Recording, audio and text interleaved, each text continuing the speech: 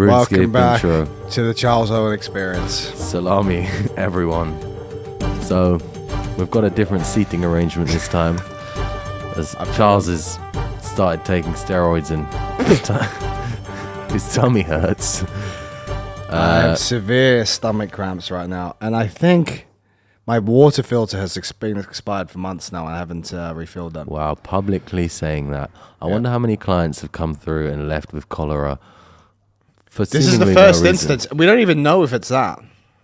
Yeah, it's probably not that. It's probably not that. I did see an Instagram thing about mold on the fungus on the filter, right? You drank from it yesterday, boss, and you don't have this cramp. No, I don't. Sterner stuff. Oh, there we go. The San Pelli's working. We're treating it with San Pellegrino. It's actually the best way to treat any sort of stomach problem. At some point, I will go back up to the chair. Oh, just fine. It's good. Yeah, we'll get more through it. casual. Yeah. It was very painful 10 minutes ago, and then it came back. We'll get through it. Anyway, guys, remember, like, subscribe, YouTube, Spotify. We're at 700 and something stars. Let's get that to 25,000. How many subscribers do we have? I don't know. Wow, someone message us. Oh, on YouTube. Yeah, five, almost 6K. 6K? Yeah. That is I need a to fair amount of send you subscribers. some money. I've been saying this for weeks now. That is good, though. 6K. Didn't know that. Yeah, we're getting there. Nice. Whoa. Tell your friends about it. If you like the podcast, don't just keep it to yourself. So Go tell. Greedy. Gatekeeping. Yeah, I really enjoy this podcast, but I'm not going to tell anyone else about it. Yeah. Tell your friends about it. Tell everyone about it. Hey, man. Listen check to this it out. podcast. You only have to this work. guy is sitting on the floor. They don't have to watch the whole thing for us to get a view, do they? It's favourable if you watch the whole thing. Even if you just go... it's favourable. Yeah, it's favourable. People subscribe to anything these days, I guess. Yeah, they do. They forget about them. Wow. Less so than back in the day, isn't it? What, the subscriptions? I Back in the day, you had to work hard for them. No, less hard. Less No, hard? did you? No, I don't know. I guess there's a certain type of person that will just subscribe to anything, and certain type of people that are very picky or just never can be bothered or don't even have a YouTube account. yeah. Legends. If you are listening on YouTube and you do enjoy this podcast, you got to just subscribe and like and comment. Do all that. Helps the algorithm. We enjoy the troll the troll comments as well. Oh, my stomach is so painful. Have some more San Pellegrino. Yeah, I will. I'll have some as well. I will. If we both just have a pause and drink some now. Okay. All right, you go first. Maybe we don't drink from the same bottle just in case you get what I have. Yeah. Get the mic.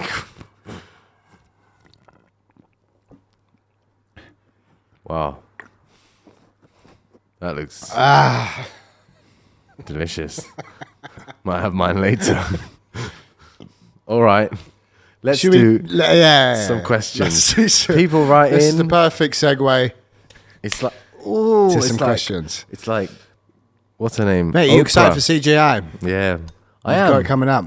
It's going to be exciting. I haven't competed much. I like the actual competition. Obviously, traveling there is going to be fucking terrible, but You've got your Steam Deck. You'll be fine. I've got my Steam Deck, and I've got, a couple games there. Just the key is to make sure the game is not too demanding on the battery, or else 3 hours into your 12-hour flight, you've got 9 hours to look forward to of a black screen. We're all dogging it. Is it 12 hours to Vegas? I don't believe it is. No, I don't believe it is. It's like 10, but still. Yeah, still, it's long enough. Yeah. You hate flying as well. I loathe it, I expect to be severely ill on the flight. No, don't say that. Nah, I won't be able to. Nah. But I probably will be. One of my favorite memories that we've had together is you on the flight to Kuwait. You were freezing, and the flight was like room temperature. It was a normal flight. You were in a cold, mate. tech fleece jacket with a jumper underneath, gloves on, and a beanie. And you were so sick. What was that beep? There was definitely a beep there. Check it. No, the red light's still on. But what about a memory card or something? What was the beep? It's still recording. It's fine. All right. Yeah, so Kuwait, yeah. Should I stand over here for the whole part? This is actually quite nice. Yeah, you could lean over a little bit so we see your head. I'm going to try sit up here again. Right. But yeah. Kuwait, you getting sick. Anyway, you got CJI coming up. That's gonna be fun. Fantastic. Are you excited about it? I am excited. Who's your dream matchup, boss? Who do you want to, get first match in with? First match. Yeah. Not really about first match, but in general, You don't want to fight in the final. you have to beat the best people there, most likely. So Under 80 is fucking stacked, mate. That is a tough. But over 80 is worse in some ways. In that it's Nicky, Rod. It's also Victor Hugo, obviously. He's very good. Yeah, and then Very big and powerful. there's those are probably the two top contenders, and then also got William Tackett, who I reckon he think beat he'll be a dark Rizamar horse. Polaris. I don't think it's even a dark horse. I just think he's very likely to get to the finals or semi-finals. Yeah. Tackett's got that dog in him, man. Yeah, exactly. Yeah, and he's obviously ridiculously strong and good cardio. So for the over 80, there you go. I think it's That's the one top of those three. three. Yeah. Okay. And then for the under 80, I mean, yeah, everyone's pretty good in the under 80, to be honest. I don't know. Ritulus. Yeah, I mean, yeah, there would be like... You've got Ritulus. You've got Andrew Tackett. Extremely good. Yeah. Those top three, and Nicky Ryan, obviously, Joseph Chen. I mean, everyone's very good. So Everyone's very good. You could just name people one by one for there. Yeah. Owen Flanagan, Jason Nolf. There we go. Eoghan. All right. That was... Should we see it off? Yeah. That was good. That was 5 minutes and 33 seconds. Actually, probably less. All right. Here we go. Come on. Let's start. Give it the to first question is from Agile for a Fat Boy. Legal adoption age in Greece, is it 26? Is the legal adoption age in Greece 26? For someone to adopt a child, you need to be 26. Yeah. Don't know. What do you think? Sounds reasonable. All right. I'm so lazy to gym after doing jiu-jitsu. It's not a question, it's a statement. He's too lazy to gym. How's the spelling? I'm so lazy to gym after doing jiu-jitsu. I'm so lazy. God, I'm just so lazy. I'm so lazy to gym. Right. Well, probably don't go then. Yeah, just suck it off like you do with everything else. Lazy fucking piece of shit. Like you do with everything else, you lazy cunt. Suck it off. Don't do it. why are you going to the gym? Yeah. Oh, you're going to actually answer the question. Why is enjoy it going that. to- Enjoy that sip.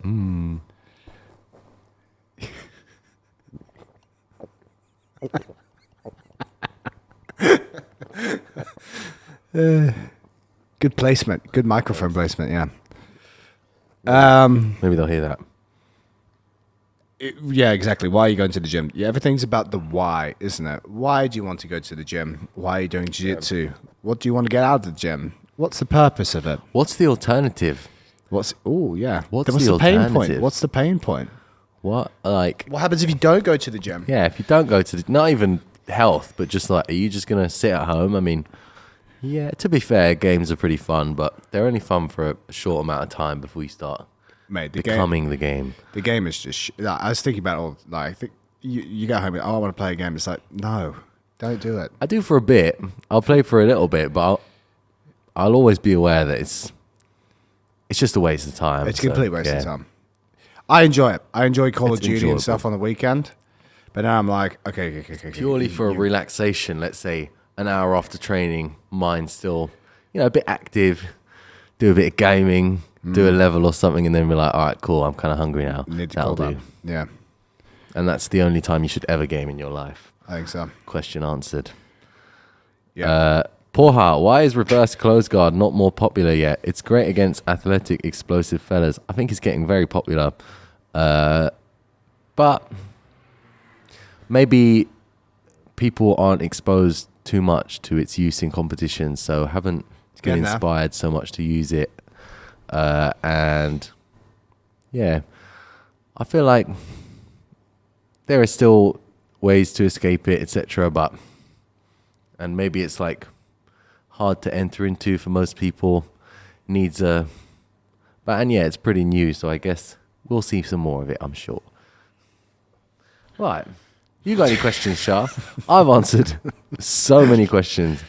Man, I really wonder about the legal adoption one. Yeah, Google it while I get this question up next. Okay. Any advantage of big leg muscles in jiu-jitsu?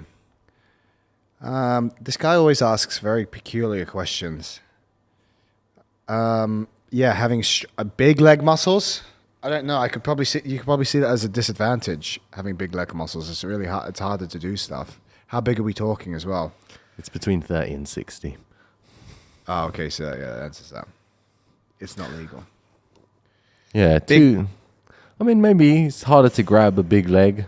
Yeah. Just have strong legs. There you go. Yeah.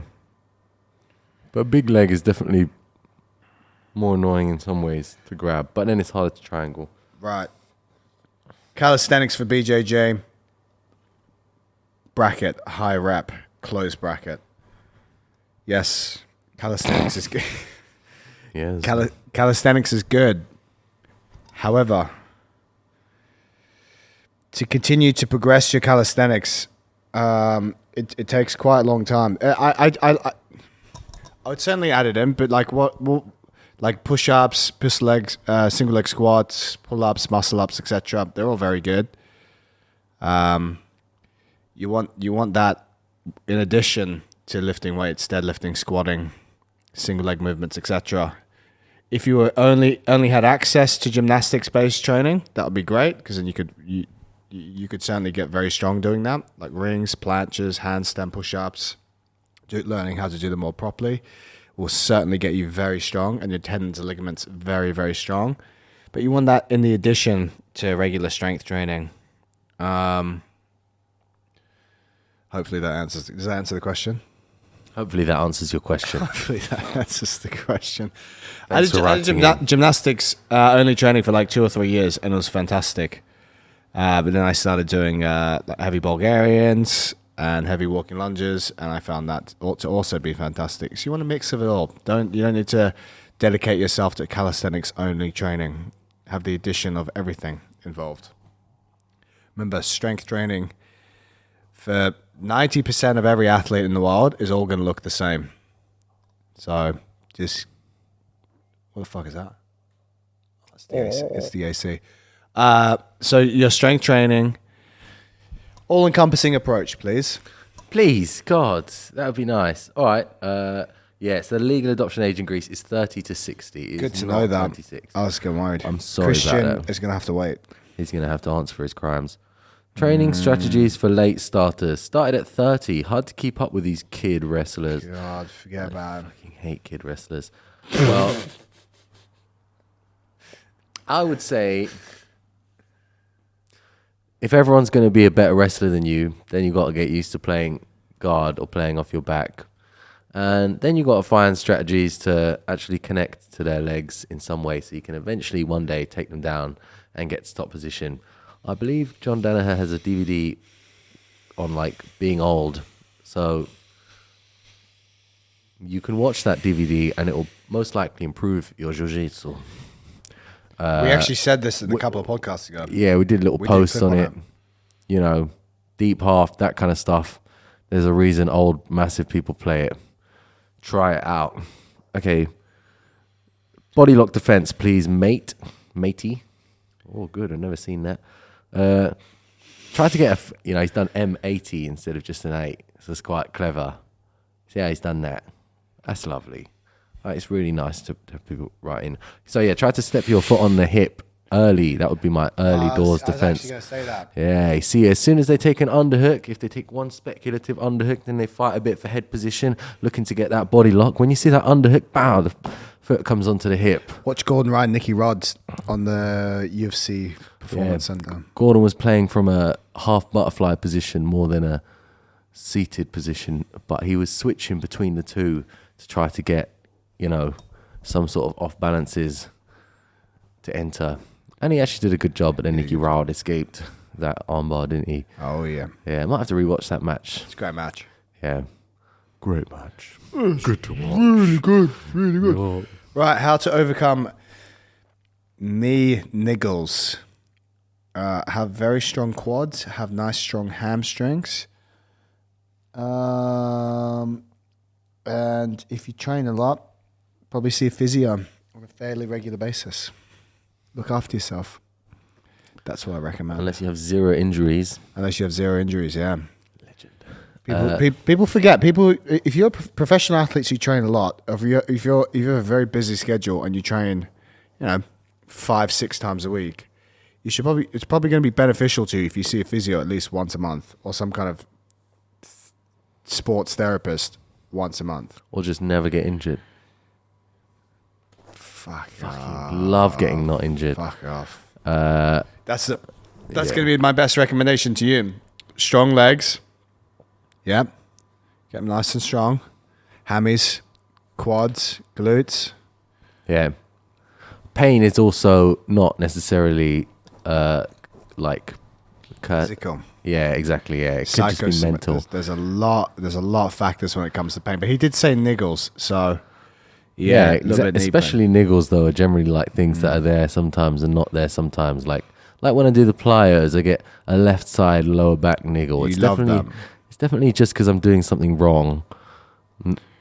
Like it's because I think it's because you load the hips a bit too much versus loading the quads up a little bit. Yeah, on the left side. On the left side, you load the hips up a bit too much. Yeah. So, on the slant bounce and the skater bounce. And then it's going to be way more painful than really what the damage that has actually been done to my.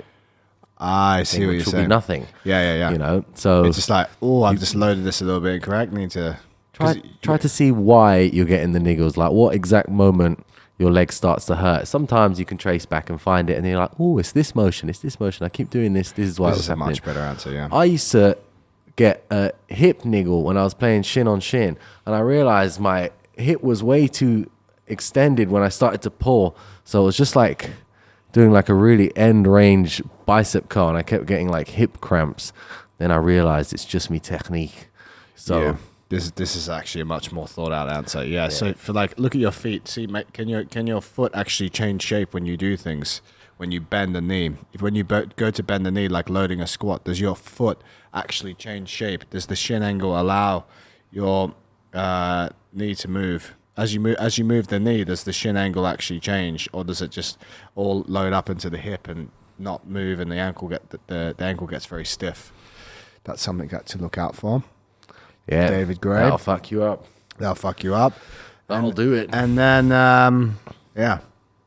make sure the tibialis. Make sure your foot can actually rotate like this. If you're watching, foot rotation, good. Tibialis rotation, good.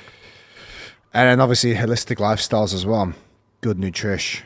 Yeah. Good schlep.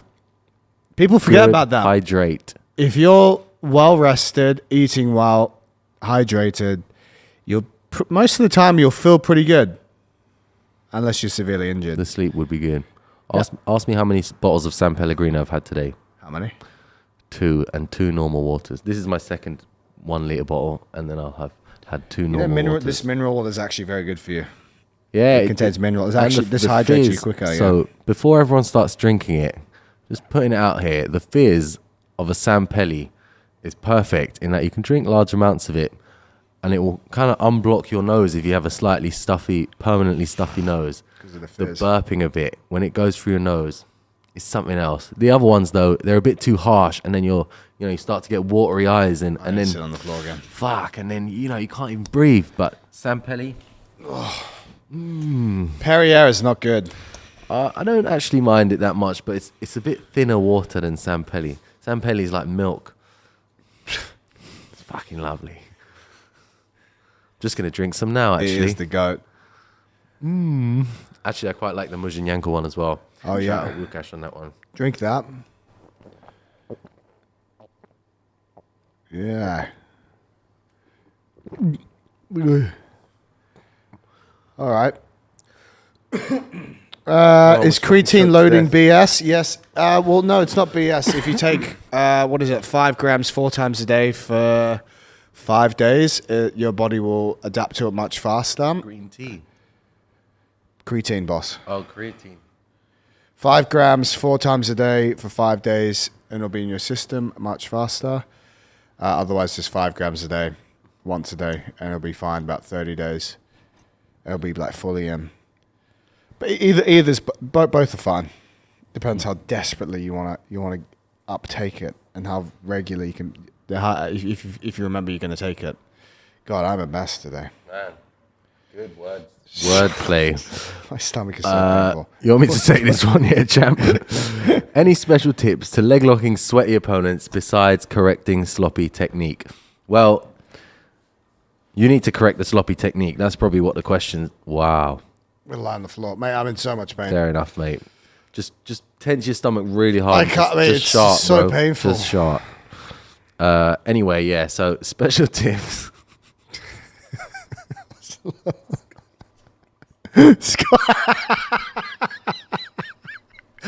Is that the vibe I'm giving? Is that the vibe I'm giving? Camera.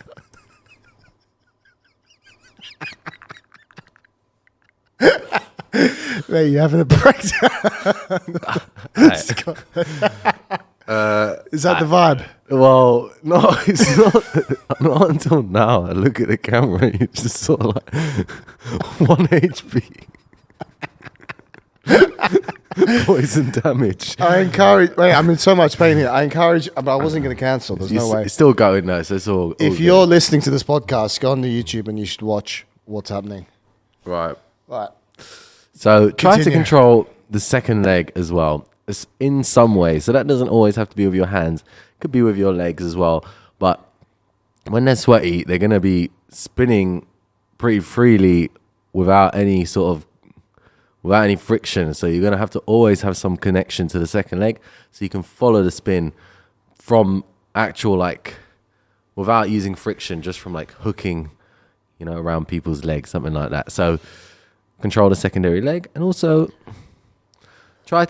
you can also expect to lose angle and also gain angle slightly easier. So, if it can slip out or the knee can turn very easily, you can also turn the opposite way to like meet them. I would obviously say it's harder when someone's slippery to leg lock them.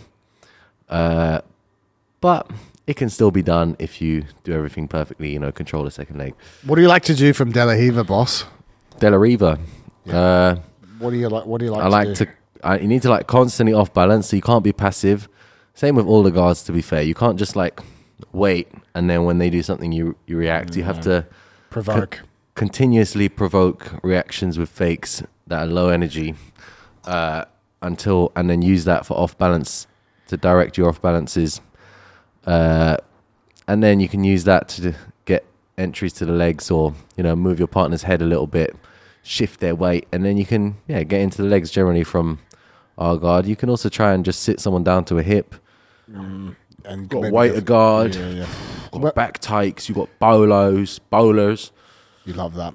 When would you say is the correct time to go for reverse De La Riva and get the underhook, spin through and kick him and then? I would say invert. I would generally start in a De La Riva and play from there, but eventually your partner's going to either try to go to headquarters and float pass, or they're going to try to go to a cross hamstring, and that is where you would do the RDLR. Right. If they go cross hamstring, they manage to free the grip from one side, you can try to invert, or you can proactively go from an off balance one way and then switch the grip behind your butt and try to invert straight away. I would say I don't really like playing. I do like playing reverse De La Riva and spinning through, but just needs a specific scenario where your partner's driving into you, and then you can spin through their legs. Understood. I think the full sweep is a good combo with that. You play the full sweep, you play the inverts, you play the wrestle ups, all of that, and then finally you have switching back to DLR. What do you like to do when people start crushing you on the full sweep and they start coming around there? So if they come around, it means you didn't have a grip on their ankle. Oh, you fucked it up. And if you don't have a grip on their knee, they'll definitely come around. If you have a grip on their knee, they can move their body, but they can't extract the knee straight away to get all the way around you. But they can start to stack you whilst you hold on to the knee. So what I like to do is grab the knee and sit up on my elbow and then use that mobility gained from the elbow or potentially even the hand whilst maintaining head position on the shoulder. So I'll push into them off my hand, keep the grip on the knee, keep my leg over their leg, and I'll push in, and eventually I'll be able to just pummel my right leg out. And then as I pummel the leg, I'll snatch their leg with my right hand and fall in between their legs. And then I'll shoot the, full sweep. Shoot your load on them. Yeah. We should drill that. I've actually, that's I want to go through that with D-real drilling. Right. Okay. Meniscus a little sus. Any tips to get the knee happy with deep flexion? Depends how sus it is, boss. Sus. What I do is I like to get fellas doing trap bar deadlifts because it's going to be from a higher surface. Box squatting will be good. Leg extension should be fine. Just start getting the quads nice and strong again. Just take a bit of time off the deep flexion for now, especially if your knees are really angry with it. It's not going to help you. So you want to build the strength back up. Ranges that you can comfortably do that. I've got a fella right now who needs to get meniscus surgery, so we're still training the legs really well. We're doing some split squat isometric holds with a barbell holding underneath. We're doing lots of leg extension, hamstring curling because it provides no pain for him. Trap bar. He's actually doing conventional deadlifts. That's no pain. He's PBing at the moment with that. But if you can't do conventional, then I recommend you do either sumo or trap bar, and box squatting should be absolutely fine. What about those combat-based kneels assisted? I use the short stance split squat. One shin on the floor, one leg stepped up in front, and you hold a band above you, and then you sit your butt to your heel as far as you can go, and then push your quad. Just to get, yeah. Just for the pure end range flexion training. Yeah, fair play. Rolls and Rehab likes that. Yeah, that was a good one. Could be very useful. That was one of the last ones that we did for my knee. Yeah, from a rehab perspective, yeah, that could be very useful. Yeah, right. And you can do it very controlled and just, because you have the assisted thing. And and it's exactly what hurt. So yeah, you just want to try and restore that range back in. That's actually pretty good. The combat base is good, and eventually that could turn into a reverse Nordic where you're on both on your knees and you can go backwards and forwards. They're fucking hard. That. Yeah. Hard. Fair play. Right. Favorite silly sub at the moment? Do you have a silly sub, Char, that you get people that you can smash with? J point? knee in the face from north south. What do I like? Oh, you go from north south. Pretty good. All right. Yeah, put it next to the mouth. Yeah, there you go. Silly subs. No, I like I love the one that you taught me, how you get the meat hook grip, and then if you can get both hands behind the meat hook grip and you pull their arm up, and they're like, oh fuck. Yeah, I'm a bit behind on the silly subs. That's a good one. I just like cross-facing now. It's not really that silly, and it's not really a sub, legit. But if I get the opportunity to sub someone with the cross-face, you'll take it. I will take it every single time, especially because most people think that it's not a submission. And then suddenly they're like, oh my God. So, yeah, but then they fucking go right to the end of their, capacity. They're about to pass out. Like, actually, did someone pass out the other day? They said they passed out just for a second. Yeah. But it doesn't really count. They probably just saw stars. Doesn't count if they're not wriggling. Exactly. But yeah, cross-face for me, real good fun, and also useful for actual jiu-jitsu. Yeah.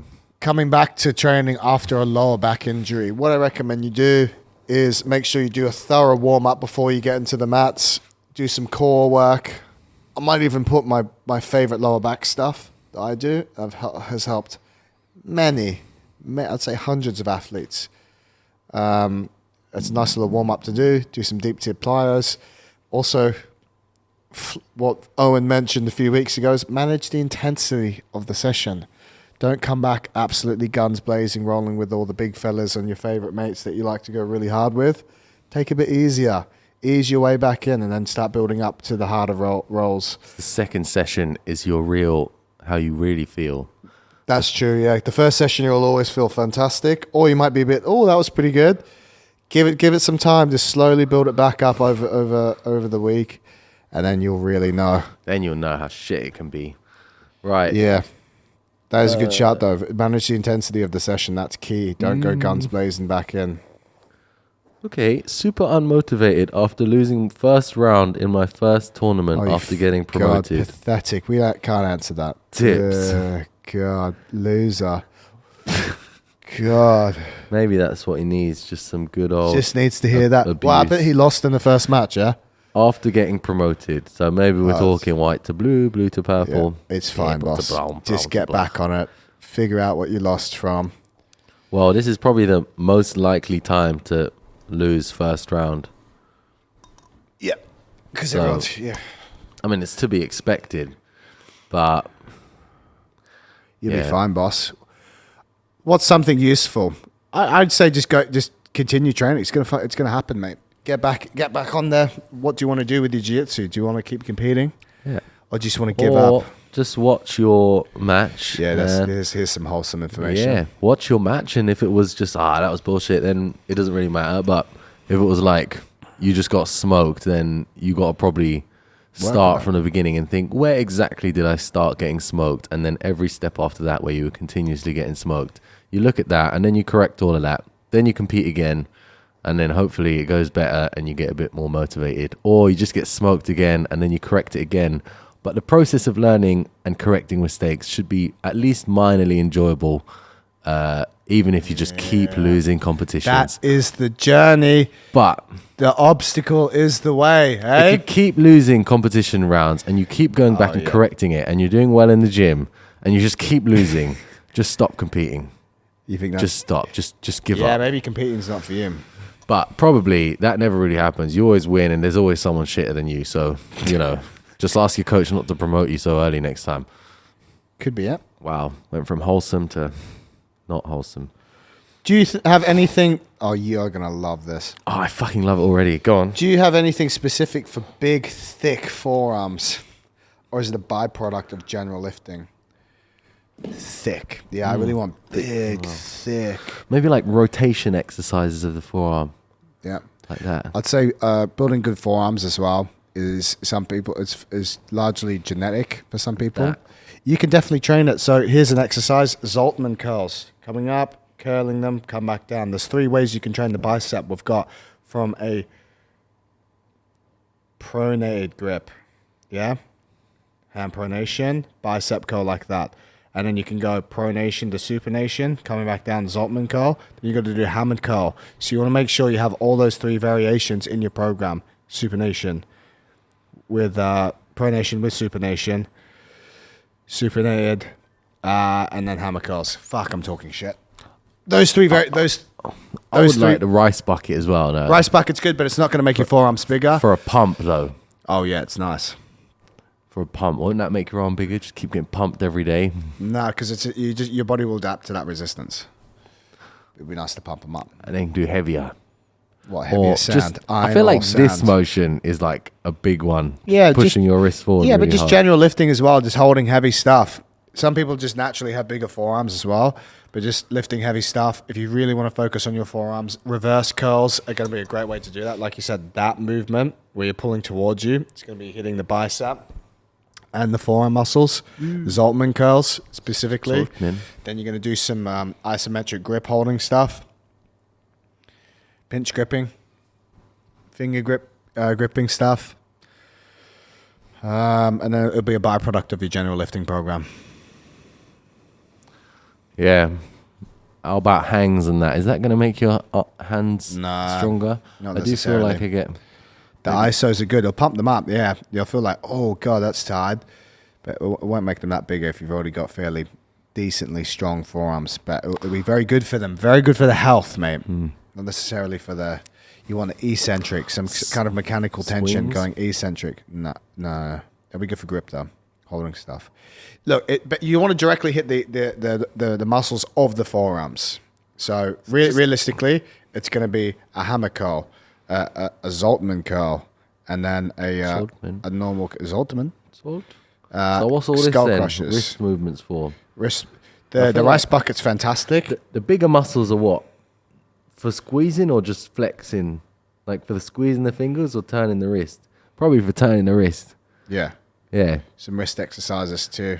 Some of that would, but yeah, you can do. Yeah, you can do that. You get a little barbell, do the forearm, the wrist curls. That'll do. The wrist curls will be good. Fucking hell. But again, that's gonna get you nice beefy forearms for your bodybuilding Man, competition. Dudes love big forearms. Dudes love it. Girls, dudes they love don't it. give a shit. I've got one more question, so There's no way. You've got so many. I'll just throw my little question in here. We're almost out of time. Oh damn. God, I feel awful. Here's my question. Fuck. I'm sorry. Defunded. How are you going to make under 81 kilos? The question was under 80, but they weren't aware of the 1 kilo allowance. how are you going to make 81 kilos in the next 24 days? Do tell. So I will cut until about 86 just from, lowering the calories. Then I will do heat acclimation, which I'm going to do actually some of today. Good reminder. Thank you. Thank you, Char. Thank you. And then, like a racehorse, tell us what you're going to do for the heat acclimation. And what I'm going to go to the sauna so that I'm more used to sweating. So when I want to sweat, I can sweat. And then I'll cut out fiber, salt, carbs. How far in? Oh, about 5 days, 4 days. We're going to preload on water before. 8 or something liters a day.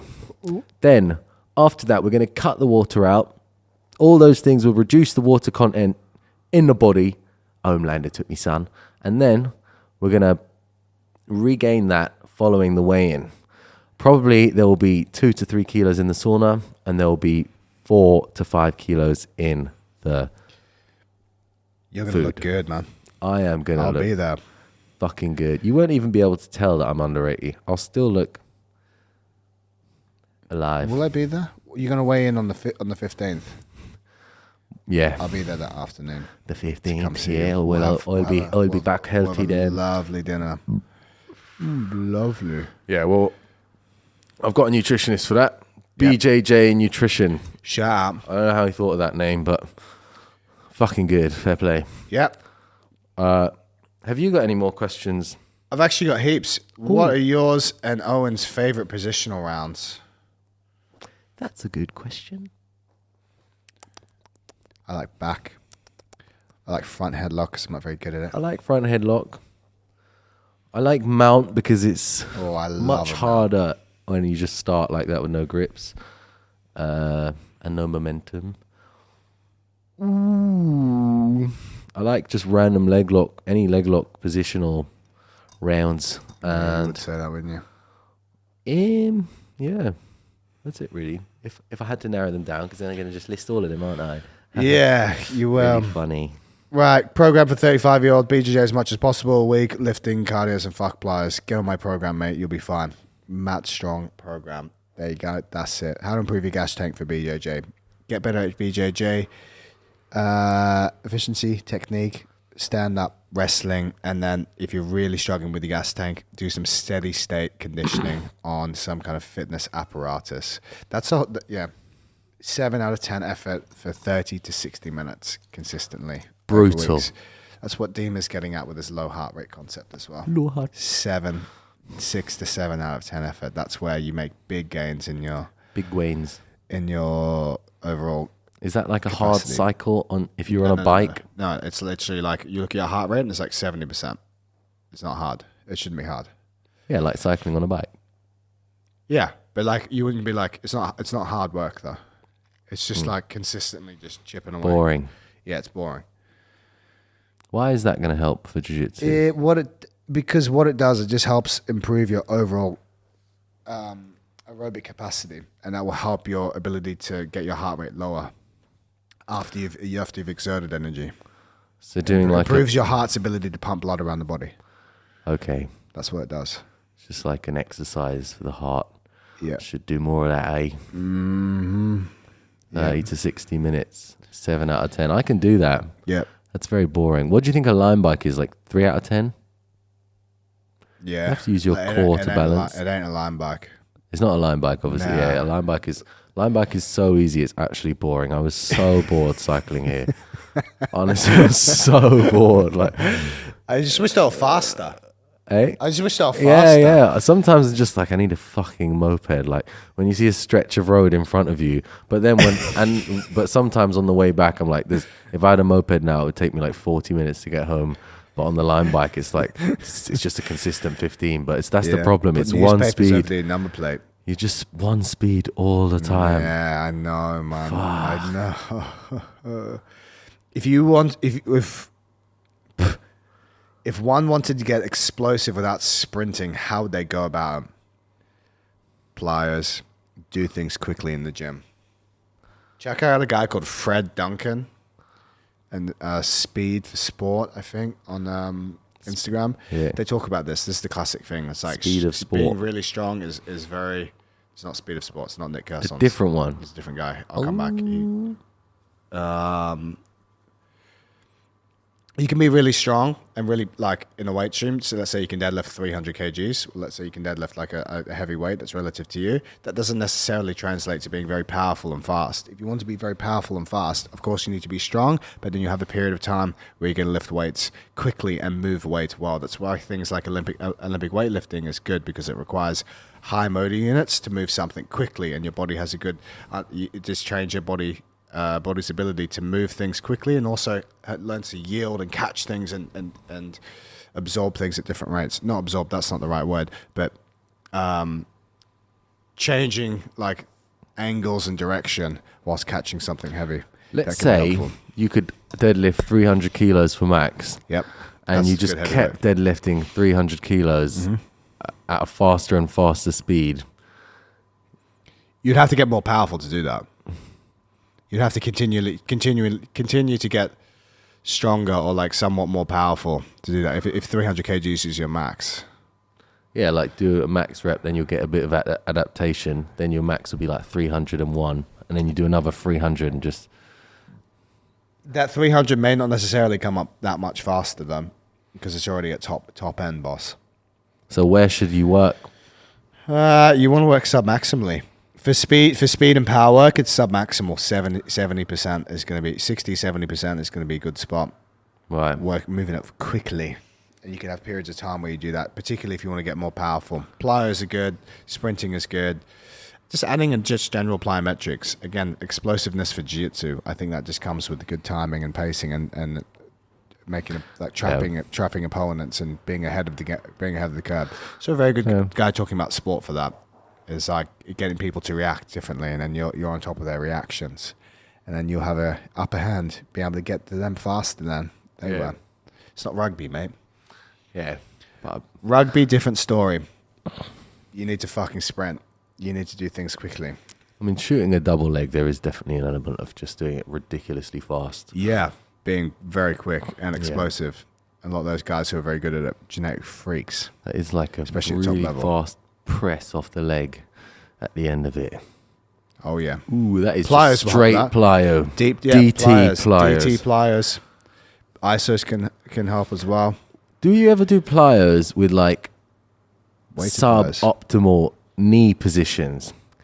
I.e. like this? Yeah, the crossover bound. A crossover bound's putting you in that position. Ah, yeah. Yeah. Yeah, fair. Yeah, when you're jumping, your knees, you're natural to get power. You're going to internally rotate through the foot. If you look at someone when they're doing pliers, you get a bit of internal rotation to the foot, a little bit of internal rotation on the knee. Yeah. And then you push out. Then it comes to external rotation to push away. Internal rotation is the downward force, generating force, and then you push out. A plyo like this where you jump with the knees together. Should I demo it? Yeah, I don't think that'd be particularly helpful though. It'd be fucking helpful, mate. For your to be fair, MCLs. yeah, a lot of jiu-jitsu is like that and pressing off of it in that pinched posture. Yeah, but that's not the explosive element. The explosive element is getting the arms trapped and stuff, and then. But you do need to explode in these positions. Yeah, whereas just being able to get into them is DT. Spending time yielding in those positions. Yeah. Do you reckon that is a plyo? There was a gymnastics, when I was doing gymnastics, we would squat as low as we could into that position and then squat back out. You'd squat back in, squat back out. It's pretty helpful. Let's fucking do it, mate. Let's throw it in the program. It's coming in the program. Matt Strong program. Negremont demoing double legs today, and those crouching split exchanges we did the other day. Exactly the same, Exactly the same. Yeah. Exactly the same. That is literally a lot of the fakes as well. Just a lunge and then you come back out. It's a level change and then shoot. And then the level shoot. change, shoot. Level change, step, shoot. A lot of people do like a shot where they fall into their knee and then try to like bounce off the floor. Yeah. But you got level change and take off. It's not level change. It's not just a drop. It's a level change and then go a level change where you still have the ability to change back to the level you were at previously. Not just fuck it, I'm falling here, and if it goes well, great. We should finish there, boss. I'm going to respect Great. our time. Respect. Oh, Take the internet. good to be respected. It deserves. All right, let's just talk about camps and that quickly. I'm just going to check my email while you do that. So, Triple Threat Summer Camp, 6th to 10th of September. Oh. It's going to be in Malaga, Spain, in Scramble Academy, Spain. New mats. Santeri's going to be there. Santeri's a European Trials winner and a top bloke. And yeah, we have some spaces left. They're not the most cheap tickets. They're the second most cheap tickets. It's like 5 days, 10 hours, 20 hours of jiu-jitsu over the 5 days. 3 instructors, myself, Sylvie, Max. 200 quid or something. Message me to book in. Sick. Thanks, man. That'd be beautiful. So good. Oh, and I'm doing one in France as well, 26th to 30th of August, directly after CJI. Unless I win, then you'll never see me again. We'll still do the podcast there.